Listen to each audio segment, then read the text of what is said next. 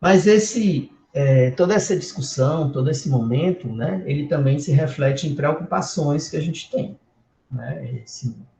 A gente já fui colocando um pouco isso ao longo da nossa fala, né?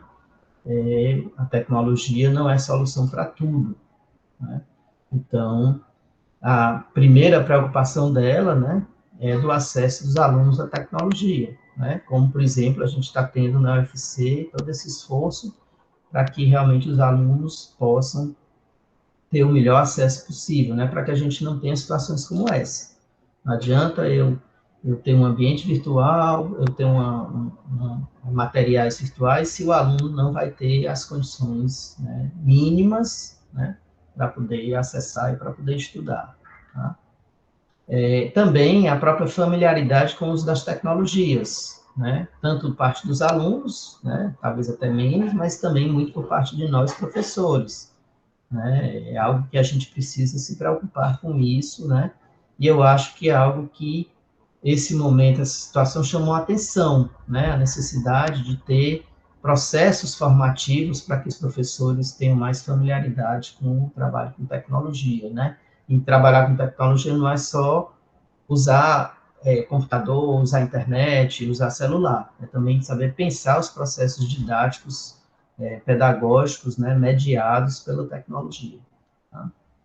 Uma preocupação que a gente tem muito grande hoje, né, é com questões de saúde, né, física, eu diria, e mental também, né, tá certo? Porque, como já foi falado, vivemos em tempos de pandemia, vivemos em momentos que são momentos extraordinários, né, em que muitas pessoas conhecidas perderam entes queridos, né, ou perderam renda, né, ou passaram ou passam por situações difíceis, e isso tem que ser levado em consideração, não pode ser menosprezado.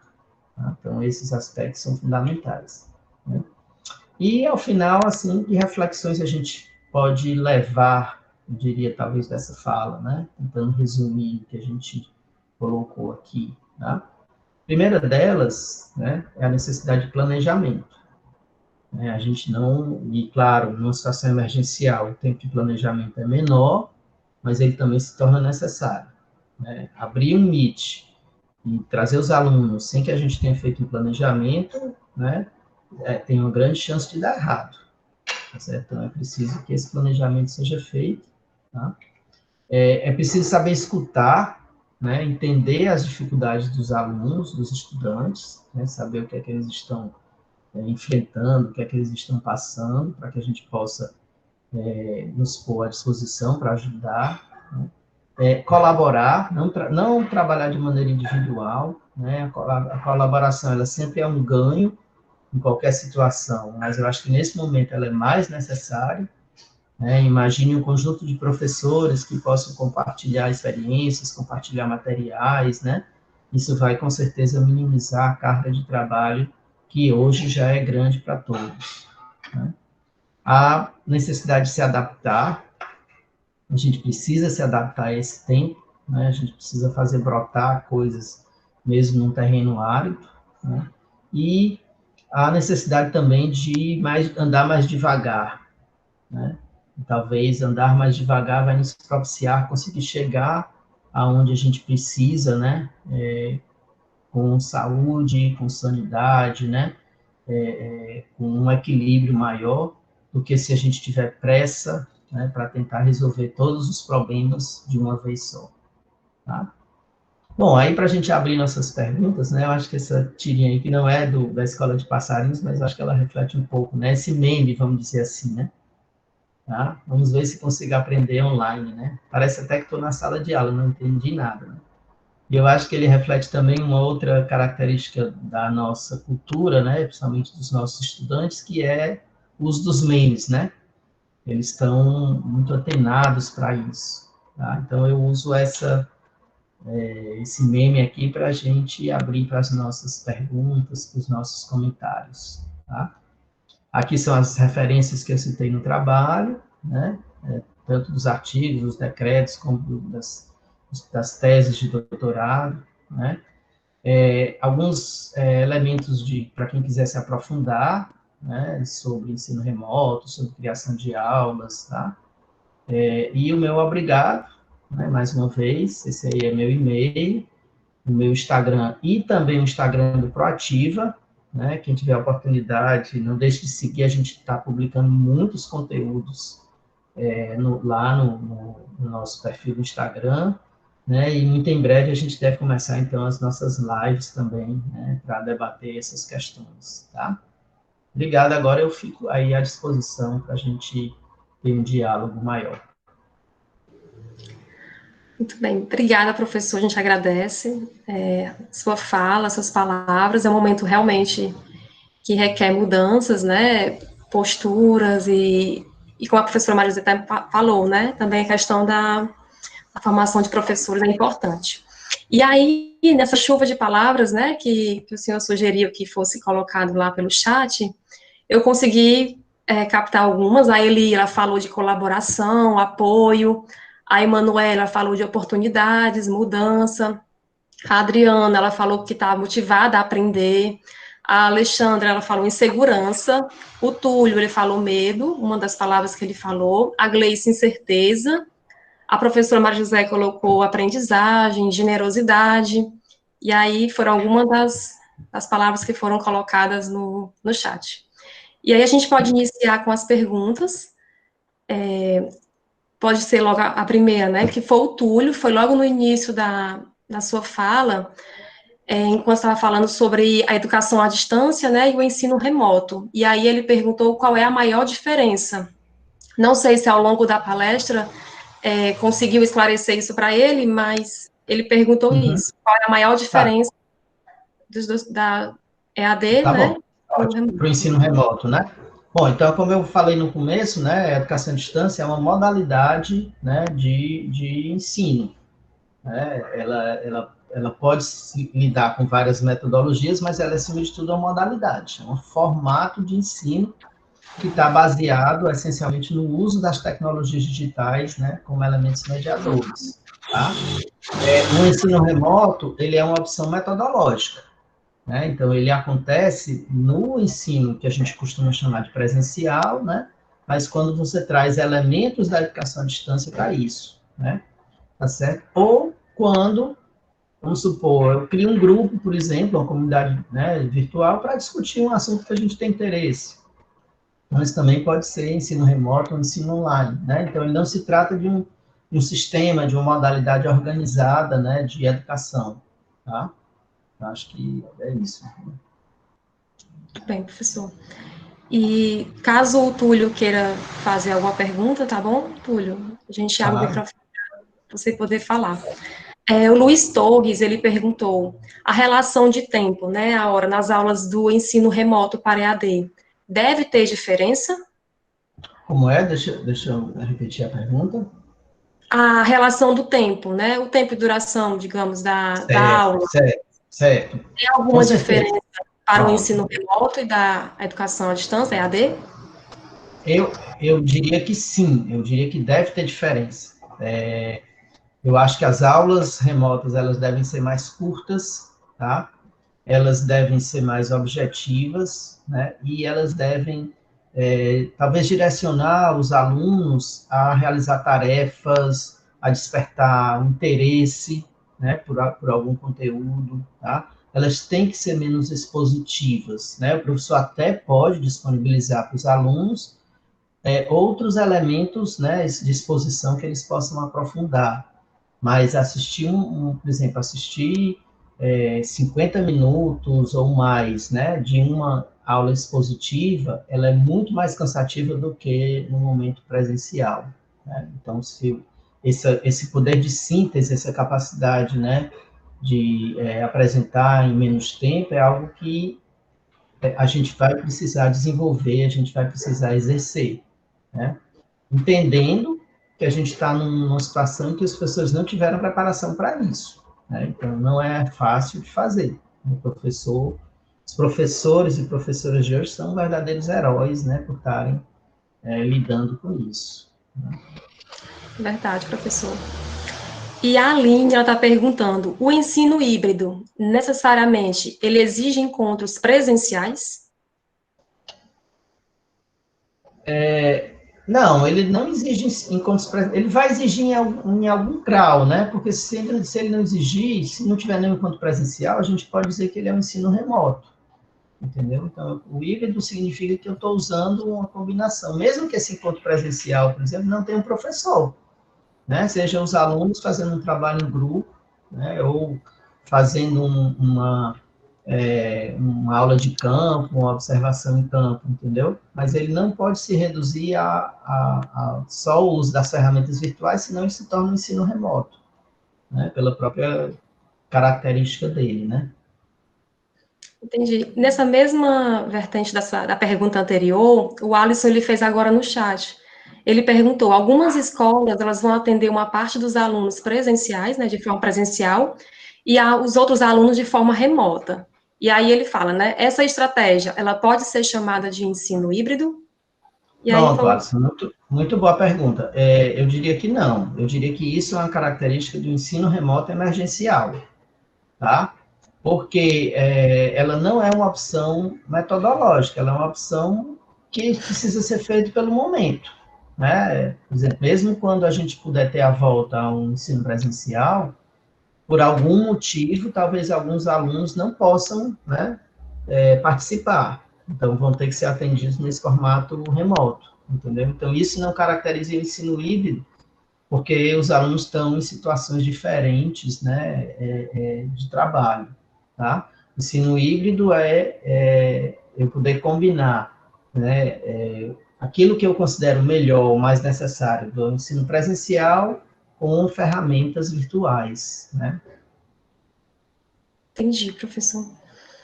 E o professor Pedro Rogério, ele está perguntando, quando você falou sobre o solar, né, sobre os ambientes aí da UFC, ele perguntou, posso seguir usando o ambiente Sócrates da UFC? Ele tem sido usado pela UFC virtual?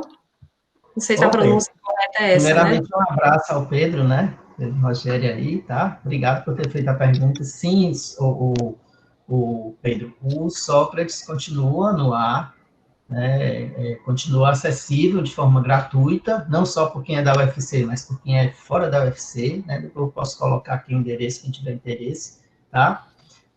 A gente tem um projeto inclusive, de revitalização do Sócrates, vai sair com uma nova interface, tá? Acredito que ano que vem vai estar no ar, mas ele sim continua disponível, né? É um ambiente aberto, ele é um ambiente virtual, mas ele é diferente do Solar porque ele é um ambiente aberto. Qualquer pessoa pode ter acesso e criar seu curso, criar sua comunidade, né? Para trabalhar, tá? Entendi, professor. A Emanuela está perguntando como é que seria a formação dos professores para esse ensino remoto? Pronto. Tá, eu acho que ele tem que conter alguns elementos importantes, né? Primeiro, essa formação deve contemplar questões metodológicas, didáticas, né? E questões tecnológicas, né? É preciso que o professor tenha acesso a diferentes ambientes, a diferentes ferramentas, né? E que isso possa se dar, talvez, não de uma maneira imediata, como, por exemplo, a gente está tendo agora, né? Mas talvez num processo que a gente possa considerar como uma espiral, né? Em que o professor possa se familiarizando aos poucos, experimentando essas tecnologias e diferentes metodologias, refletindo sobre isso, né? E aí sim avançando para se aprofundar, para inserir outras ferramentas, né?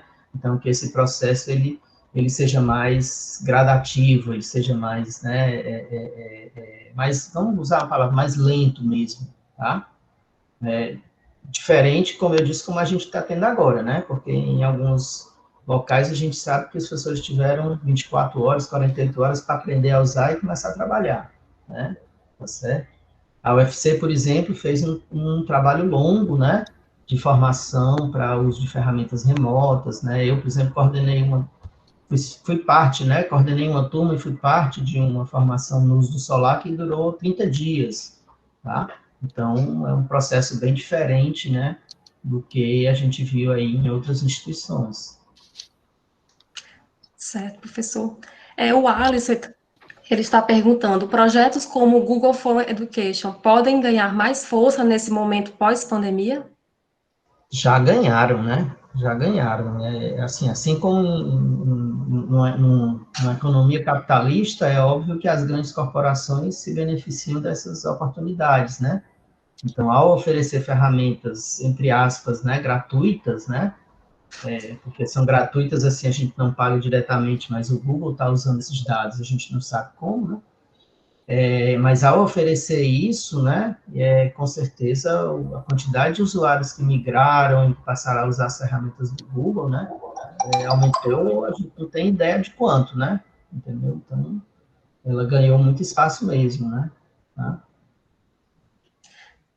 O Diego, professor, ele colocou uma consideração dele, né? Uma confusão que eu percebi, muito comum, é que as pessoas acham que no ensino remoto é obrigatório a exposição virtual. E aí ele pede que o senhor comente um pouco sobre isso, né? Porque ele diz que muitos gestores, eles querem, né, queriam obrigar os professores a gravar aulas, e aí ele queria que o senhor comentasse um pouco sobre isso, sobre essa exposição com relação ao ambiente virtual. Certo. Mas, assim, eu só entender um pouquinho, no sentido, gravar no sentido de ser obrigado a gravar aulas remotas, é isso. Eu queria entender melhor o contexto da pergunta dele. Se ele Assim, quiser falar. eu entendo que o ensino remoto não, quando vamos falar ensino remoto, né? Ensino Uhum. remoto não é obrigatório que é, tenha aulas expositivas, tá? Não é obrigatório isso, né? Depende, porque, como eu disse, o ensino remoto é uma opção metodológica, né? O ensino remoto emergencial, a gente não tem ainda muito bem, né, exatamente o que é requisito, o que é necessário, porque fica muito a cargo de cada instituição, né? Mas eu entendo, olhando assim do ponto de vista do professor, né? Eu mesmo fui formador de uma turma e muitos professores colocaram isso, o receio, por exemplo, de gravar as aulas e dessas aulas, né, estarem aí sendo usadas, sendo publicadas em qualquer lugar, né? Então, há essas preocupações que eu diria que fazem parte realmente, né, do que a gente está vivendo, por ser uma situação de excepcionalidade, né? Então, é importante que isso seja algo no ideal, né? Que seja algo negociado, seja algo conversado com os professores, né? Tá? Para que não haja essa desconfiança. Né? Entendi, Não professor. sei se era isso, mas se ele quiser maior esclarecimento, ele pode fazer a pergunta novamente, né? Enquanto se ele se pronuncia, se vai querer perguntar novamente ou esclarecer a pergunta, a gente pode responder a da Claudejane. Ela pergunta que quais tecnologias poderiam ser utilizadas para a educação infantil, mais especificamente. Olha, quais tecnologias para a educação infantil? Essa é uma situação bem delicada, né? Porque a, a, de novo, pela situação de excepcionalidade, né, o ideal para uma criança pequena é que ela não tenha esse acesso muito grande à tecnologia, né, que a tecnologia, o acesso à tecnologia dela seja algo mais esporádico, né, então, assim, nesse caso, o ideal é que os professores e professoras consigam, né, acessar materiais, né, de interatividade, né? Mas que eu diria assim, tem uma interface mais simples, né? Mais agradável, né?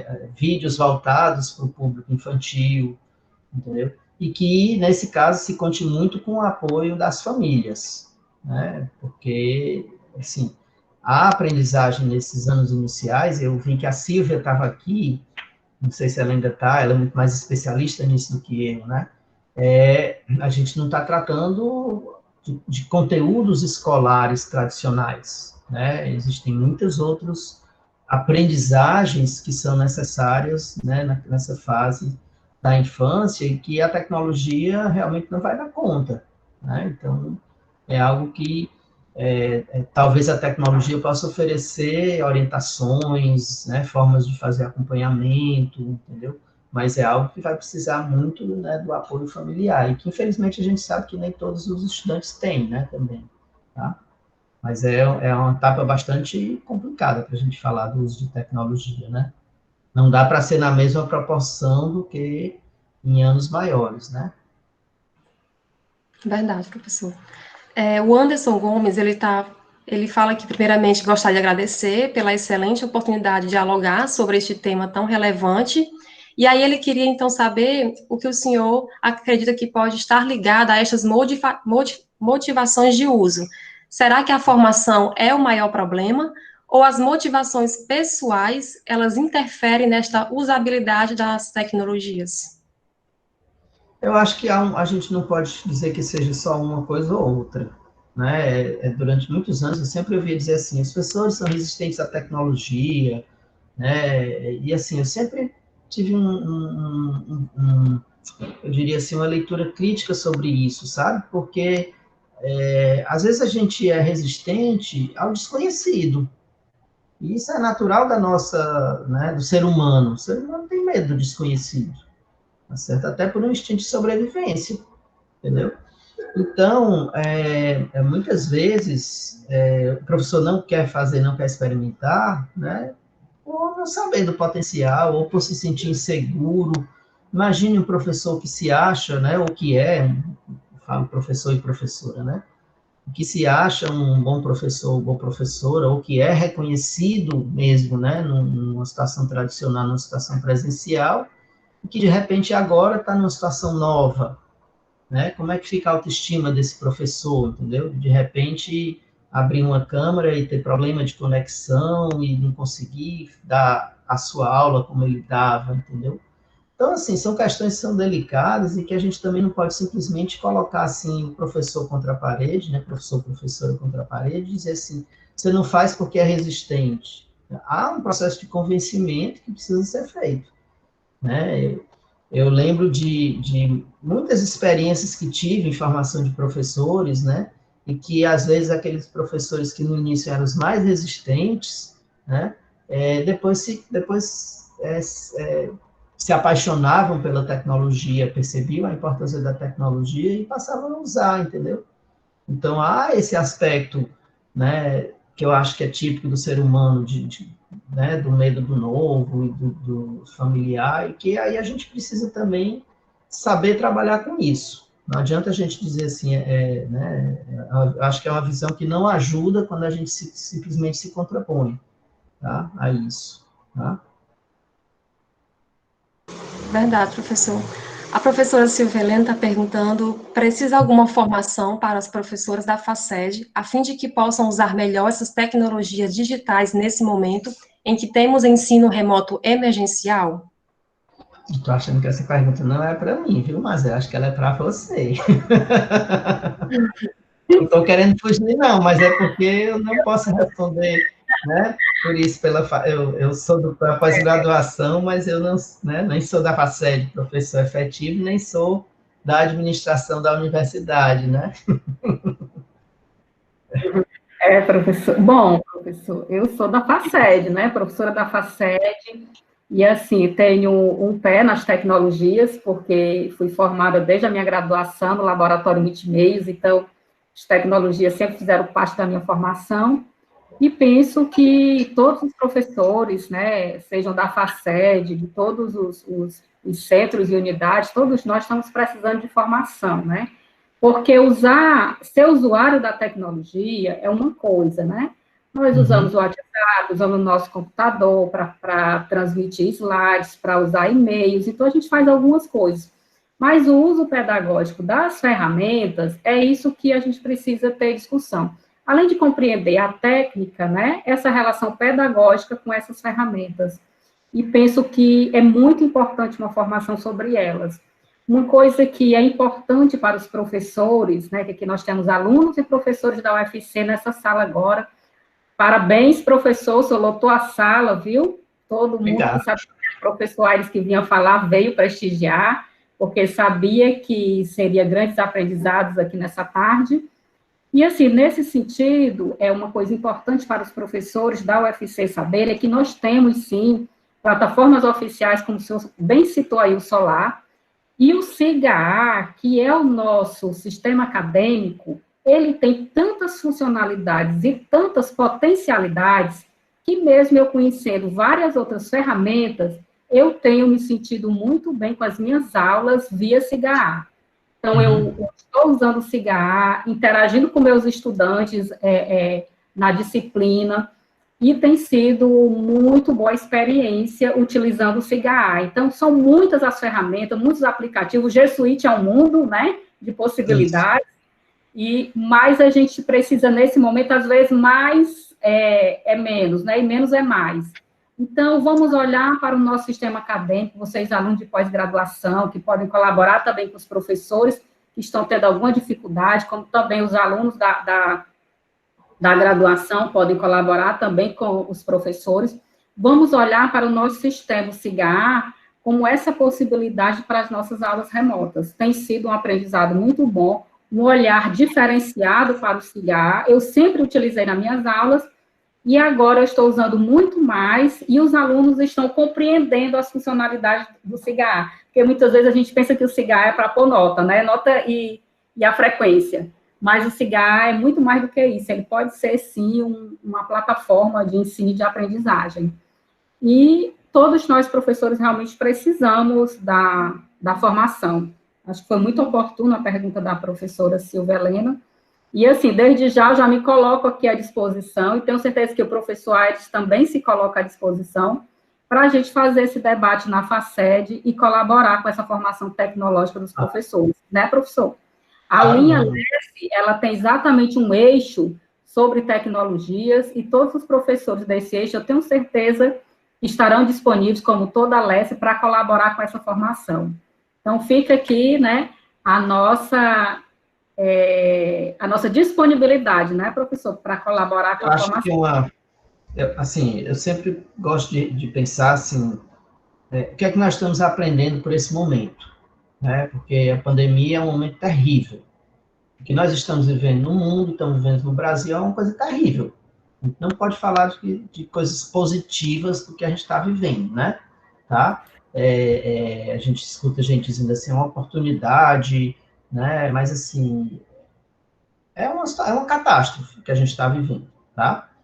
O que nós podemos fazer e ter é um aprendizado, né? E aí, até pelo nosso compromisso de professores, de pesquisadores, a gente sempre tem que ter uma atitude de aprendizado, né? Como eu coloquei, de adaptação, né? Então, um dos aprendizados que eu acho que a gente tem que fazer, tem que tirar desse momento terrível, é essa necessidade de maior formação dos professores. Eu acho que as instituições, né, têm que perceber, né, que há uma lacuna nessa formação, né, e essa lacuna não é culpa dos professores individualmente, né, porque nós fazemos parte de uma instituição, a instituição precisa ter políticas de formação, tá? E a partir disso, então, planejar o seu futuro, né, para que, se Deus o livre, né, a gente passar por uma situação semelhante, né, daqui a alguns anos, né, ou em outras gerações, tá, a gente não vai ser pego de surpresa de novo, né, ou vai ser pego menos de surpresa, entendeu? Então, se nós tivéssemos, né, e isso vale para a questão de inclusão digital, né, de acesso às tecnologias, né, e de formação, quer dizer, se a gente tivesse isso mais bem resolvido na nossa sociedade, nas nossas instituições, eu diria que a gente estaria num momento menos traumático, né? Mas a gente pode aprender e levar isso para o futuro, né? Perceber que é necessário que a gente tenha políticas para isso. Né? É uma situação bastante complicada, né, professor Aires? Nós passamos, a humanidade toda sofre, né, nesse momento, bem difícil. Mas se a gente puder tornar isso menos doloroso, especialmente para a educação, que a gente sabe que foi uma parte muito afetada, né? Precisávamos estar juntos para fazer essa partilha de conhecimento, mas estamos distantes. Então, que a gente possa, sim, se juntar e todos nessa rede colaborativa e crescermos mediante esse contexto difícil, mas que a educação ela não pode parar, né? Então, e muito obrigada, professor, por esse momento, por essa discussão. Eu acho que isso traz um reconforto também para os nossos alunos aqui da LESE, e traz um reconforto também para iniciarmos, né, o nosso ciclo de seminários, que ficarão online a partir de agora, mas que a gente não podia parar, né? Então, obrigada por ter vindo, né, dar esse início, muito importante, sua fala está sendo primordial para a gente iniciar, assim, com o pé direito mesmo, nessa empreitada aí do remoto. Obrigado. Né? Obrigada também, professor Aires. E até fazendo referência, eu acho que a quantidade de pessoas, eu agradeço você ter citado meu nome, mas acho que é muito pela temática também, né? Essa é uma temática, assim, que ela é tão atual que a gente realmente sente necessidade de discutir, né? Então, por isso que a gente faz esses encontros e a gente vê tantas pessoas, né? Tá certo? E eu acho que aí é outro aprendizado, né? Porque não é que a gente vai deixar de ter os encontros presenciais, porque a gente sente falta do abraço, né? Como foi dito lá no começo. Mas, né? O cafezinho, né? Mas, assim, a gente consegue ter um alcance muito grande, né? Quando a gente faz esses encontros remotos, né? E que, às vezes, a gente não tem no encontro presencial. Talvez, se fosse um encontro presencial, a gente tivesse 20, 30 pessoas assistindo, né? Então, o mundo remoto abre essa possibilidade de a gente expandir o público, né? E mais uma vez, só para finalizar, né, dizer para os professores que estão aqui presentes, como também para todos os estudantes que estão com alguma dificuldade nessa área, e nós que temos um conhecimentozinho sobre, né, sobre isso, porque temos uma vivência e uma prática, estamos disponíveis para colaborar, é só nos procurar. Não é isso, professor Aires? Isso, claro, é o nosso papel, é a nossa obrigação, né? A gente não faz porque a gente é bonzinho, a gente faz porque é nossa obrigação de servidor público, de quem é nessa área atender. Né? Podemos fazer uns pelos outros, né? Isso, exatamente, né? De uma forma geral, houve uma rede de generosidade que se estabeleceu em todo o país. Então, é todo mundo colaborando e se ajudando nesse momento, né? Claro. Estamos à disposição, professora Silvia. Na hora que desejar, estamos aqui. Podemos continuar com as perguntas, né? Claro. Mais relacionada, professor, à questão da avaliação. A Tânia, ela pergunta, como seria um bom processo avaliativo nesse atual ensino remoto? E aí a Diana, ela também traz uma pergunta nesse sentido, né? Como é que a gente pode avaliar esse processo de ensino e aprendizagem no ensino remoto? Isso, eu sempre gosto, hoje mesmo eu estava conversando com um colega nosso lá da UFC Virtual, né, eu, professora Raquel e o professor Henrique Silva, e quando a gente entrou na discussão sobre avaliação, eu coloquei, olha, a avaliação é o aspecto, eu diria, mais complicado do processo de ensino, né, talvez a maior fragilidade que nós temos como professor. Avaliar é algo difícil, é algo complexo, né, e se já é no ensino presencial, claro que se é mais ainda no ensino remoto, tá? Então, assim, sempre, primeiro, é importante a gente ter em mente qual é o objetivo da nossa avaliação, né? O que é que a gente está querendo com aquela avaliação, né? É uma avaliação diagnóstica, né? Ela é uma avaliação de modo a que o aluno perceba, né, o que ele aprendeu, quais são as dificuldades, o que é que precisa avançar, né? Tá? É uma avaliação formativa ou somativa, né? Uma avaliação final. Então, assim, por exemplo, eu ministro uma disciplina, né? Quais são os objetivos da minha disciplina? O que é que eu quero que os alunos saiam aprendendo ou sabendo fazer, né? Ou mesmo numa aula específica, tá certo? Então, primeiro, a minha avaliação tem que estar pautada para aquele cumprimento do meu objetivo, tá? Eu acho que nesse momento que a gente está vivendo, e até uma coisa que me angustia um pouco, né, principalmente na educação básica, é que as escolas acabam querendo adotar métodos que são tão tradicionais quanto na situação normal, né? Então, talvez a avaliação, nesse momento, devesse se pautar para questões que são mais de habilidades mesmo, né? Habilidades de competência, e que você pode aferir, né, através de relatórios, né, através de avaliações mais simples, mais rápidas, entendeu? ao invés de avaliações tradicionais. Eu lembro de um professor durante o curso que a gente estava trabalhando, que ele dizia assim, as minhas avaliações são todas baseadas em provas individuais. Como é que eu vou conseguir fazer isso no remoto? Porque os alunos, como é que eu vou fazer? Vou ter que instalar uma câmera para ver cada aluno fazendo a sua prova, né? E a gente conversou e disse, olha, talvez não seja possível mesmo, talvez você tenha que repensar a avaliação, né? Será que a sua avaliação, né, precisa ser baseada em prova, né? O que é o seu objetivo, né? Então, se você puder mudar a sua forma de avaliação, né? Isso passa por um esforço de repensamento, né? A gente tem muita resistência, por exemplo, a trabalho em grupo, porque acha que o trabalho em grupo, alunos vão copiar, outros não vão fazer, e é claro que isso pode acontecer mesmo, né? Mas a gente também não trabalha essa habilidade, né, que é tão necessária nos dias de hoje, que é o trabalho colaborativo, que é o trabalho em grupo, né, e que a gente forma os nossos alunos para um dia, né, serem profissionais, né, nas suas diversas atuações, serem cidadãos, e ele não vai resolver todas as suas coisas sozinhos, né?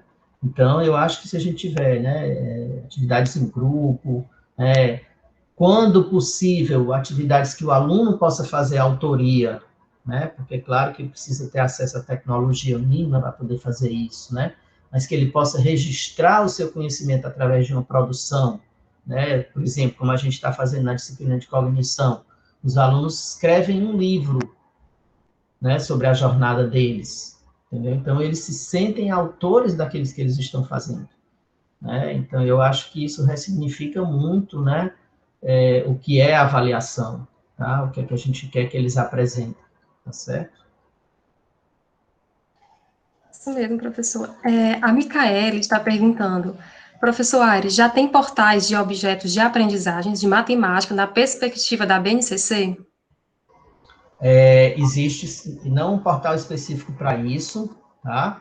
Existe, depois se quem tiver interesse pode me passar um e-mail, nós temos um projeto na UFC, que é um projeto financiado pelo MEC, que é de produção de conteúdos digitais, né, recursos educacionais digitais, para a língua portuguesa e matemática, tá? Com um alinhamento à BNCC. E todo esse material, ele está disponível na plataforma MEC de Recursos Educacionais Digitais. Vocês estarem lá no Google, plataforma MEC de Recursos Educacionais Digitais, ele vai abrir para vocês um endereço, né, e vocês podem pesquisar lá, se vocês pesquisarem por jogos, por exemplo, né, nos anos iniciais, com certeza vocês vão ver, o nome do nosso projeto é MIT, Mídias Digitais na Educação, então com certeza vocês vão ver os nossos objetos que já estão publicados lá. Nós já temos aproximadamente 15, mas a ideia é que até o fim do projeto, que até final de 2021, vão ser em torno de 50 recursos, tá? E vão abranger também alfabetização, tá? Então, existe iniciativa, além da UFC, a UFPE e a Federal de Santa Catarina, né, também estão participando, né, também tem projetos com isso, tá? Então, a tendência é que isso cresça realmente, né, está disponível. E aí vão estar todos isso na plataforma do MEC. Ok, professor. Já estamos quase terminando. A Ilana, ela está perguntando como engajar o aluno nas aulas, pois ela vê a angústia em mantê-lo, né, esse aluno com ela, assim, no sentido de estar acompanhando, face ao leque de informações disponíveis ao seu redor, né, que ele tem em casa. E como manter esse aluno engajado nessas aulas remotas, né? Eu sei que não é fácil mesmo, porque a casa não foi ambiente pensado para ser um ambiente de aprendizagem formal, né? Então, é uma dificuldade mesmo que se enfrenta. Não tem uma solução única, uma solução fácil, tá?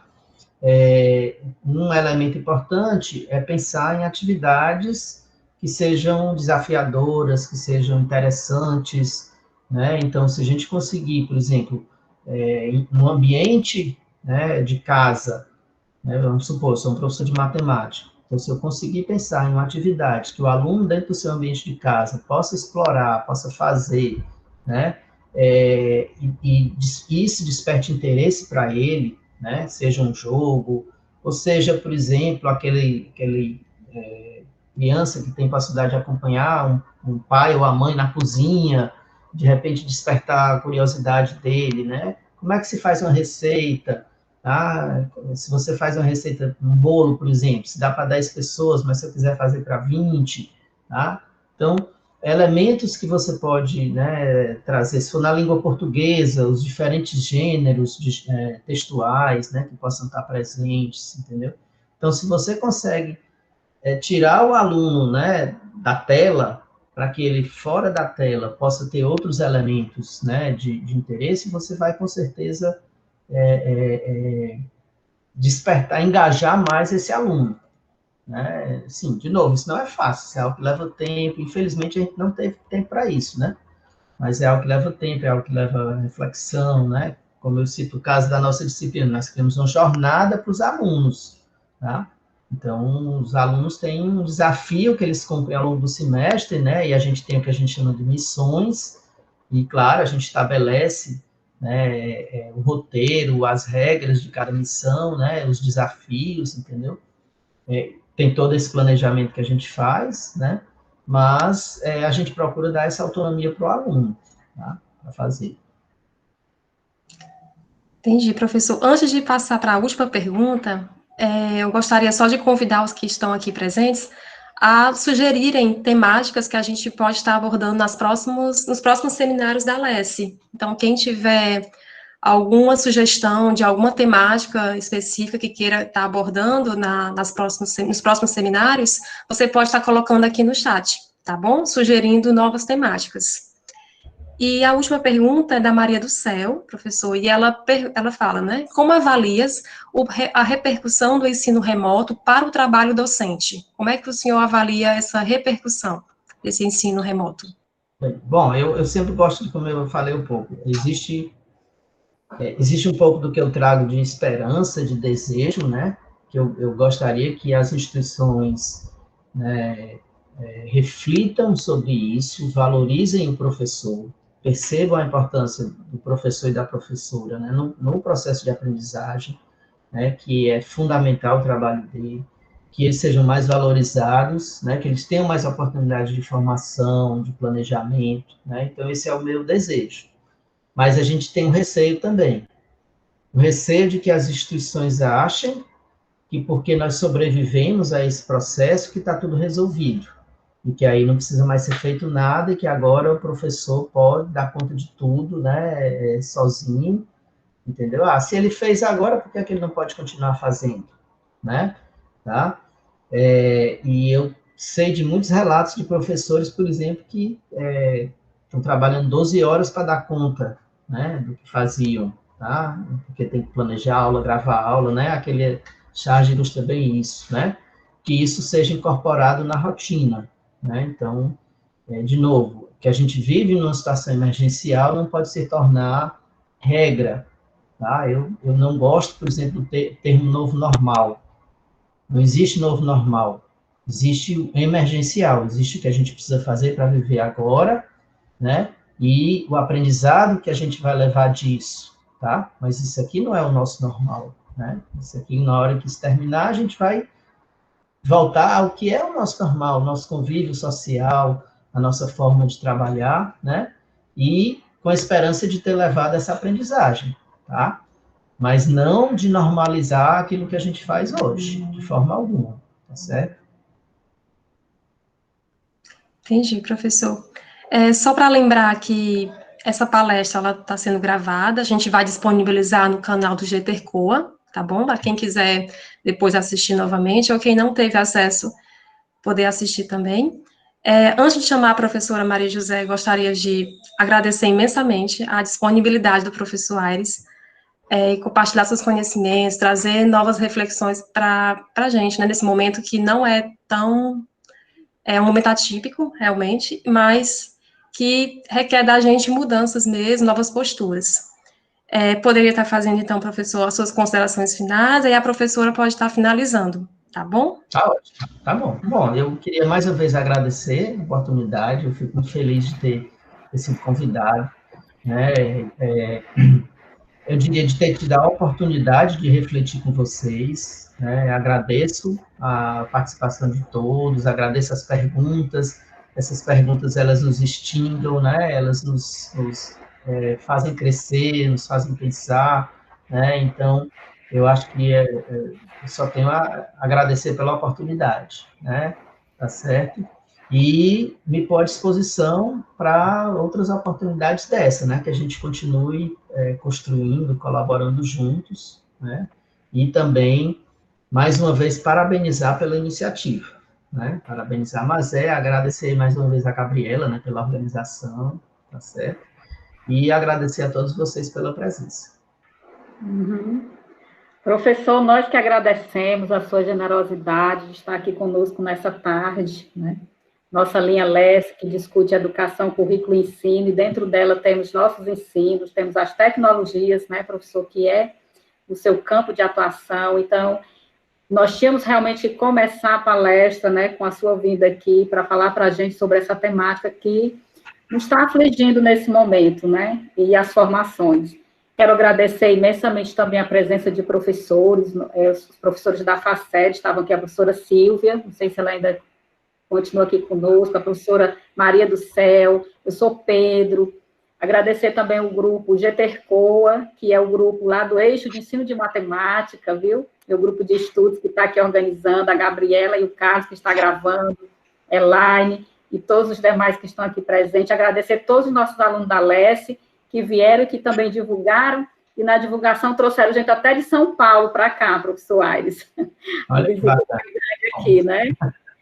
Vi também amigos que eu não tinha, que eu não vejo há algum tempo, a Paula Patrícia e outros, o pessoal do Multimeios, que veio aqui todo, o professor Eli, que é nosso internacional aí, que faz uma Coto Terra, viu? Que é de Portugal, o pessoal do Alara, todo mundo lá do Multimeios que veio prestigiar, e dizer que esse tema é assim, a gente precisa realmente estar discutindo, né, estar melhorando aqui a nossa formação nas tecnologias, nos colocar novamente à disposição, nessa rede que nós estamos aqui, de professores e alunos, é para a gente realmente fazer isso mesmo, conversar, dialogar, e cada vez mais buscarmos nos fortalecer, né, em relação às nossas dúvidas. Eu vi que era a palavra mais em destaque era o desafio, mas, assim, eu quero parabenizar a todos os professores e alunos que estão aqui presentes, porque se sentiram desafiados, mas não desistiram, né, foram à luta, estão aí fazendo formações.